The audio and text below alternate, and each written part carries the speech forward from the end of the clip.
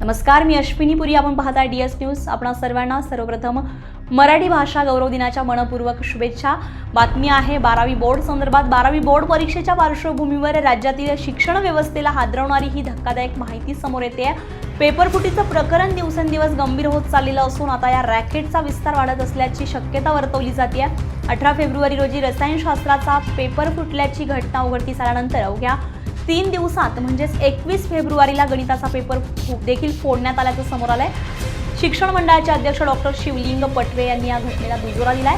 पोलिसांशी समन्वय साधून कठोर कारवाई केली जाईल असं स्पष्ट केलेलं आहे. या प्रकरणामध्ये आता 4 आरोपींना अटक करण्यात आली आहे. तर मात्र या संपूर्ण रॅकेटचा मुख्य सूत्रधार अद्याप फरार असल्याचा तपास यंत्रणांसमोर मोठं आव्हान उभं राहिलेलं आहे. आरोपींनी मोबाईल फॉर्मॅट करून डेटा डिलीट करण्याचा प्रयत्न केला असला तरी डिजिटल फॉरेन्सिक तपासातून महत्त्वाचे पुरावे मिळाले असून गणिताचा पेपर फोडल्याची पुष्टी झाली आहे. या संपूर्ण प्रकरणाचा छडा लावण्यासाठी 5 सदस्यीय विशेष तपास पथकाची नियुक्ती करण्यात आली असून डिजिटल पुरावे गोळा करण्याचं काम युद्धपातळीवर सुरू आहे. रसायनशास्त्र, भौतिकशास्त्र आणि आता गणित अशा सलग पेपर फुटीच्या घटनांमुळे हे केवळ स्वतंत्र प्रकार नसून मोठं संघटित रॅकेट असल्याची शक्यता बळावली आहे. 12वीच्या विद्यार्थ्यांच्या भविष्याशी खेळ खेळणाऱ्या या प्रकारामुळे पालक आणि विद्यार्थ्यांमध्ये चिंतेचं वातावरण निर्माण झाले. आता या प्रकरणाचा मास्टर माइंड कधी जेरबंद होतोय याकडे संपूर्ण राज्याचं लक्ष लागलं.